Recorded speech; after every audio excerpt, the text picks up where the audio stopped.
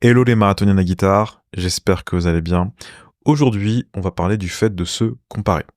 Donc souvent, on entend des conseils du type il faut surtout pas se comparer aux autres, chacun progresse à son rythme, chacun progresse à sa façon, chacun a un parcours différent, c'est pas une course, etc., etc. Et dans ce podcast, je vais vous expliquer au contraire pourquoi il y a un exercice de comparaison qui est très bénéfique et qui probablement même euh, est celui qui peut vous amener le plus de progrès dans votre jeu. Donc, bien évidemment, si on se compare en termes de parcours, en termes de niveau, en termes de technique, en termes de capacité à jouer vite ou à connaître plein d'accords, et si ça nous mine le moral, si ça entraîne de l'anxiété, si ça euh, conduit à une certaine forme de dévalorisation, eh bien, bien évidemment, eh bien, je ne peux pas vous le conseiller. C'est quelque chose à proscrire.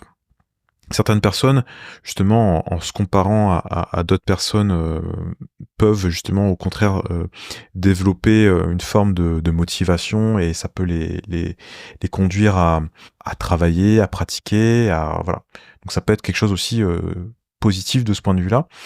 Mais en tous les cas, tout ce qui va vous mettre dans une forme de dévalorisation ou dans une forme d'impuissance où vous avez l'impression que quels que soient vos efforts, eh bien, vous n'allez pas pouvoir progresser, eh bien, c'est quelque chose que je vous déconseille bien évidemment de faire. Le problème de ne pas se comparer en quelque sorte, c'est que parfois ça peut conduire à enfin, on peut faire l'autruche en quelque sorte sur ces lacunes ou sur les axes sur lesquels on pourrait avancer, on pourrait travailler. Et je vous en parle en connaissance de cause parce que c'est quelque chose que moi-même j'ai fait pendant des années. Je me disais, voilà, ça sert à rien de relever des solos, c'est important de plutôt eh bien, développer ses propres idées, ça sert à rien de comprendre telle ou telle composition d'un artiste, c'est mieux de composer soi-même, etc. Euh, et bien évidemment, c'est important enfin, pour ceux qui veulent en tous les cas, c'est une bonne chose d'essayer d'être original, c'est important de développer ses propres idées, de développer sa créativité, etc. Cependant, c'est pas du tout incompatible avec le fait de comprendre ce que font d'autres artistes. C'est pas incompatible avec le fait d'analyser des compositions, etc., etc. Au contraire même, vos compositions, vos improvisations vont être enrichies parce que vous avez cette compréhension de de ce que font d'autres, de ce que font d'autres musiciens. Et il y a une chose que j'aime bien faire, et ça va nous amener ensuite à un petit exercice que je vous recommande de faire, c'est par exemple, vous allez relever une phrase ou un solo, et vous allez tout simplement comparer avec ce que vous faites sur cette grille. Donc, cette phrase ou ce solo, eh bien, vous pouvez l'analyser en termes de choix de notes, en termes d'intervalle, en termes de placement. Est-ce que cet artiste commence sur le et du 4? Est-ce qu'il commence sur le 2? Est-ce qu'il commence sur le troisième temps? Etc., etc. Ça peut être aussi en termes de son, en termes d'intention. Bref, on peut le voir en se disant, tiens, c'est ce guitariste ou ce musicien, il utilise tel ou tel outil. Moi, je le fais pas, je le fais pas encore. Tiens, ben moi, je vais essayer.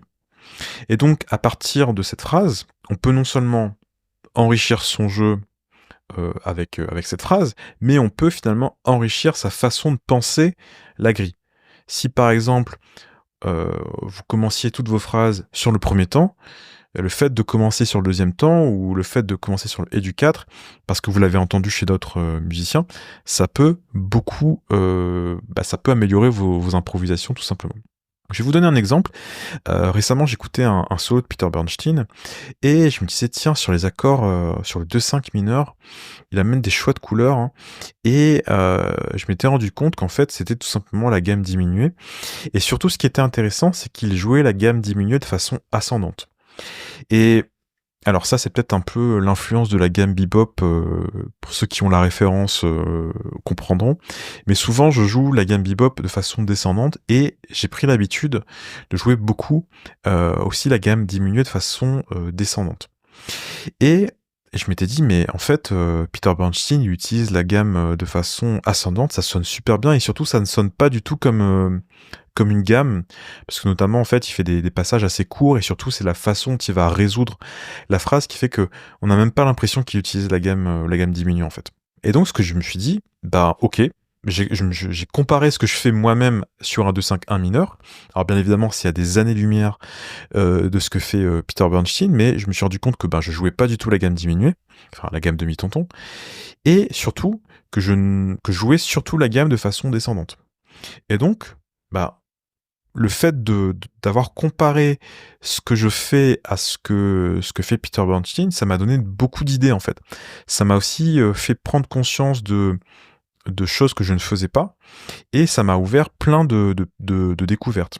Et donc voilà, c'est quelque chose qui me paraît très très bénéfique dans notre jeu si vous arrivez à vous comparer et à retirer des enseignements qui vont pouvoir vous faire avancer. Ce que vous pouvez en retirer de ce que je viens de vous dire, c'est que finalement, la transcription, elle se fait en 2 étapes. Vous avez l'étape de transcrire la phrase, de l'entendre, de la comprendre, de savoir la jouer. Et la deuxième étape, c'est d'en retirer les leçons et de se les appliquer à soi-même. Finalement, c'est presque, presque de la suite de la transcription, hein, mais c'est souvent quelque chose qu'on ne fait pas assez, je pense. Moi, pendant très longtemps, je transcrivais un solo, et comme je faisais pas cet effort de comparer avec ce que moi-même je faisais, j'arrivais pas à avoir j'arrivais pas à retirer tous les bénéfices de cette transcription. Et donc voilà, donc j'ai un exercice pour vous qui est tout simple, vous allez voir. Tout d'abord, ce que vous allez faire, c'est que vous allez enregistrer un solo sur une grille. Par exemple, Autumn Leaves, vous allez enregistrer un solo sur Autumn Leaves. Maintenant, ce que vous allez faire, vous allez trouver une version que vous aimez bien d'Autumn Leaves, et vous allez relever un petit passage. Ce que vous allez faire, c'est tout simplement, vous allez comparer ce que vous avez enregistré sur ce petit passage et la phrase que vous avez relevée d'un autre artiste. Et vous allez essayer d'en découler des enseignements. Est-ce que cet artiste a commencé sa phrase, il a commencé sur quel temps, il a utilisé quelle note, qu'est-ce qui fait que cette phrase-là sonne bien, et qu'est-ce que vous pouvez en retirer finalement. Pareil, si par exemple vous avez du mal sur un passage, peut-être par exemple à la fin d'Autumn Leaves, vous avez sur, on va dire, le C, avec les accords, on va appeler ça Sol bémol 7, Fa mineur, Mi 7, sur ce passage-là par exemple, vous avez du mal à jouer des phrases intéressantes, vous allez comparer justement ce que font d'autres artistes à ce moment-là. Est-ce que par exemple ils vont jouer chaque accord? Est-ce qu'ils vont plutôt jouer une gamme? Par exemple, ils vont jouer, sol mineur pentatonique pour pouvoir traverser le passage. Quelles sont les approches qu'ils utilisent? Et vous allez tout simplement comparer ce que vous faites à ce qu'ils font, et de vous dire, tiens, qu'est-ce qui se passerait si j'essayais moi aussi de faire un peu comme eux sur ce passage-là.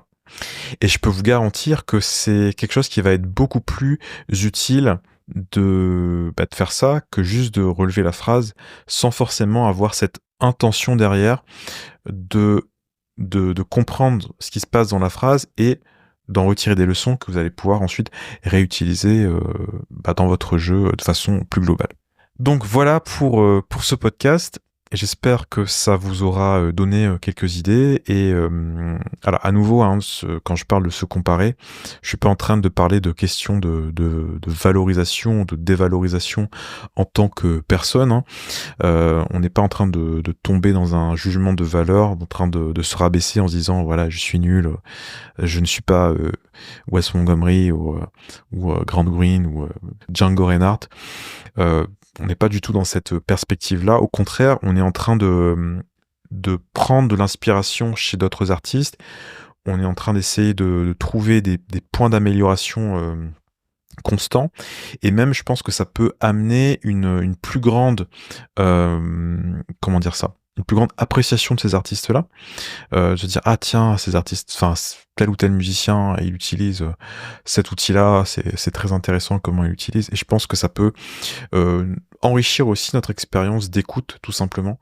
Donc voilà, je pense qu'il y a que des choses bénéfiques à retirer de ce petit exercice de comparaison. Et bien évidemment, je vous incite à le faire.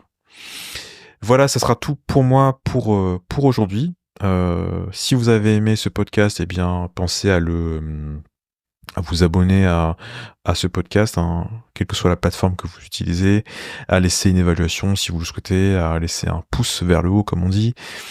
Il y a également la newsletter qui, pour l'instant, est assez où j'écris pas grand-chose pour les raisons que je vous ai déjà indiquées dans les derniers épisodes, mais ça va revenir. Et puis voilà, donc vous avez cette newsletter aussi à laquelle vous pouvez vous abonner et le lien se trouvera quelque part. En cherchant, vous allez trouver. Voilà. Je vous souhaite un bon week-end. Parce que lorsque j'enregistre ce podcast, eh bien, ça sera le week-end. Et je vous souhaite également, eh bien, de bonnes séances de pratique et de bonnes séances de comparaison. Et surtout, eh bien, amusez-vous bien. Bye bye.